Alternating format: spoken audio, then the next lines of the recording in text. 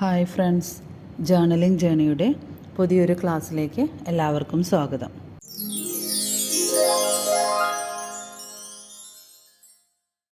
അപ്പോൾ കഴിഞ്ഞ ക്ലാസ്സിൽ നമ്മൾ വൗച്ചറിൽ കോൺട്രാ, പേയ്മെൻറ്റ്, റെസിപ്റ്റ്, ജേർണൽ ഈ 4 വൗച്ചേഴ്സിനെ കുറിച്ച് പറഞ്ഞിരുന്നു.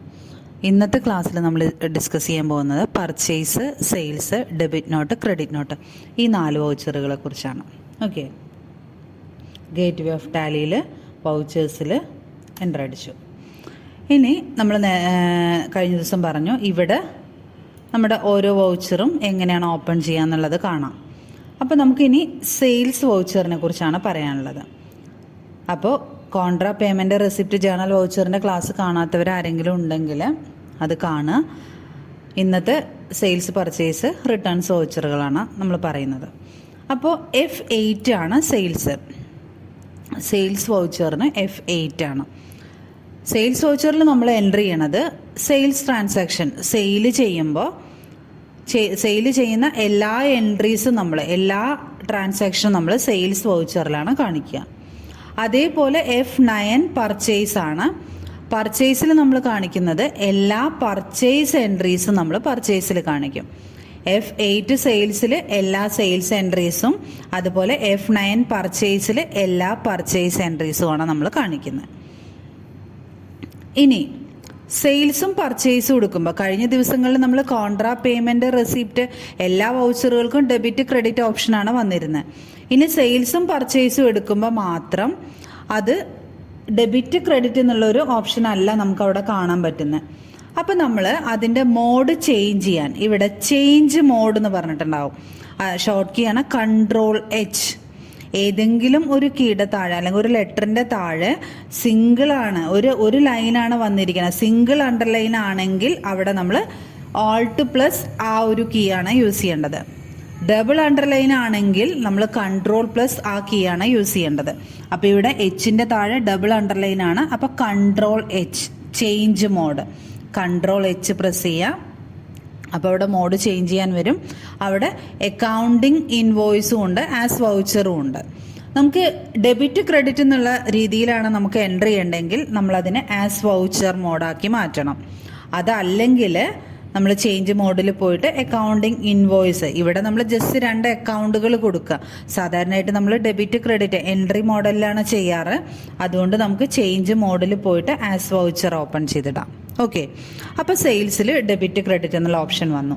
അതുപോലെ തന്നെ പർച്ചേസ് വൗച്ചർ എടുക്കുമ്പോഴും നമുക്ക് വൗച്ചർ മോഡിലേക്ക് വരണമെങ്കിൽ ചേഞ്ച് മോഡിൽ പോയി ആസ് വൗച്ചർ ഓപ്പൺ ചെയ്യുക.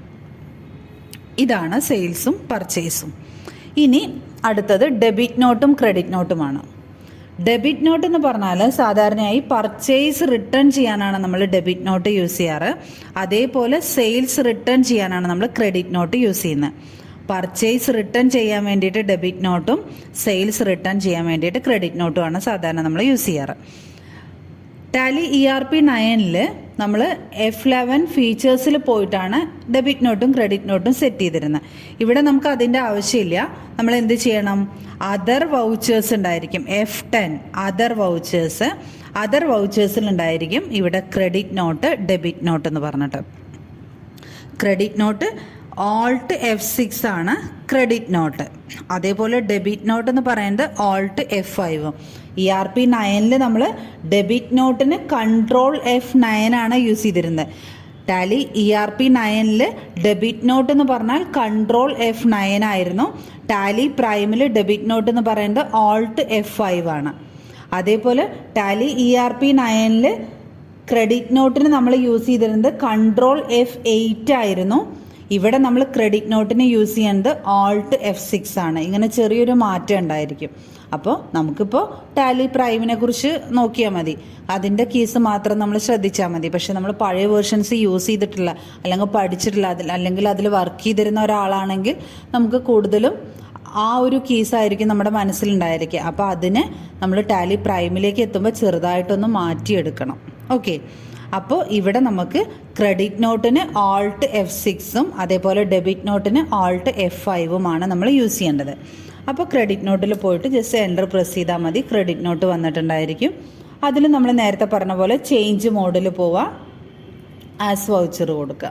ഓക്കെ, അപ്പോൾ സെയിൽസിൽ നമ്മൾ കാണിക്കുന്നത്, സെയിൽസ് വൗച്ചറിൽ നമ്മൾ എൻട്രി ചെയ്യണത് എല്ലാ സെയിൽസ് എൻട്രീസുമാണ്. നമ്മൾ സെയിൽസ് വൗച്ചറിൽ എല്ലാ സെയിൽസ് ട്രാൻസാക്ഷൻസും നമ്മൾ സെയിൽസ് വൗച്ചറിലാണ് നമ്മൾ എൻട്രി ചെയ്യണത്.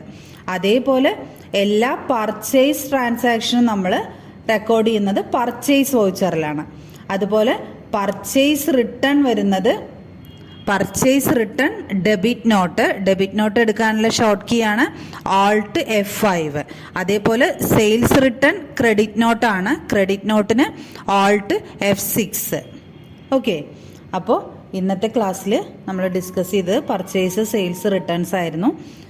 ഈ ക്ലാസ് നിങ്ങൾക്ക് യൂസ്ഫുൾ ആയി എന്ന് വിചാരിക്കുന്നു. നിങ്ങൾക്ക് ഈ ക്ലാസ് യൂസ്ഫുൾ ആയിട്ടുണ്ടെങ്കിൽ നിങ്ങൾ ലൈക്ക് ചെയ്യുക. അതുപോലെ ചാനൽ സബ്സ്ക്രൈബ് ചെയ്യാത്ത ആരെങ്കിലും വീഡിയോ കാണുന്നുണ്ടെങ്കിൽ സബ്സ്ക്രൈബ് ചെയ്യുക.